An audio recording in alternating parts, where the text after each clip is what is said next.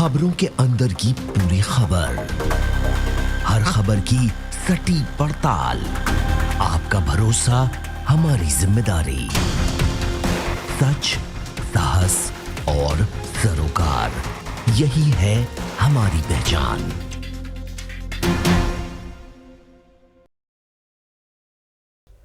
महाराष्ट्र बड़े राजनीतिक उलटफेर का गवाह बना है। महाराष्ट्र में शिवसेना के हाथ आ रही मुख्यमंत्री की कुर्सी बीजेपी ने रातों रात सर्जिकल स्ट्राइक करके छीन ली।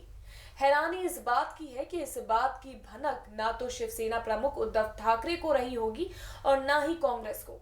यहाँ तक कि अंदाजा लगाया जा रहा है कि हो सकता है कि बीजेपी के भी कई नेताओं को नहीं पता रहा होगा कि रात में महाराष्ट्र में इस तरह का तख्ता पलट हो जाएगा।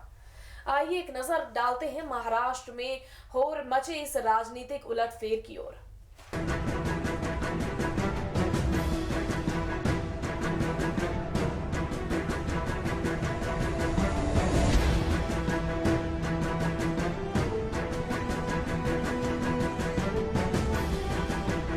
महाराष्ट्र में आज सुबह भारतीय राजनीति का सबसे बड़ा उलटफेर नजर आया।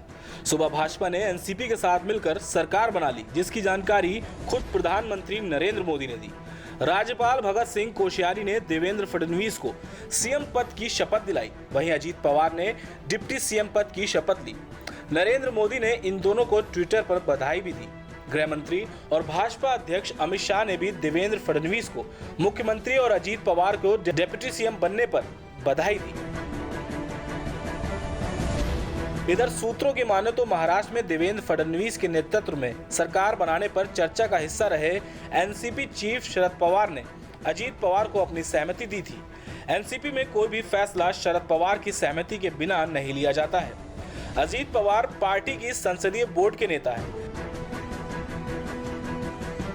महाराष्ट्र का सीएम पद संभालने के बाद देवेंद्र फडणवीस ने कहा कि महाराष्ट्र की जनता ने स्पष्ट जनादेश दिया था। हमारे साथ लड़ी शिवसेना ने उस जनादेश को नकार कर दूसरी जगह गठबंधन बनाने का प्रयास किया।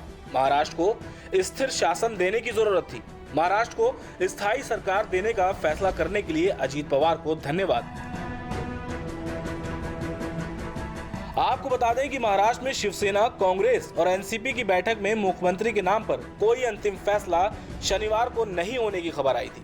हालांकि शिवसेना के वरिष्ठ नेता संजय राउत ने कहा था कि उद्धव ठाकरे मुख्यमंत्री बनने को तैयार हैं। इससे पहले तीनों पार्टियों की बैठक से निकलने के बाद शरद पवार ने कहा था कि जहां तक मुख्यमंत्री की बात है उस पर कोई दो राय नहीं है। उद्धव ठाकरे को ही सरकार को लीड करना चाहिए।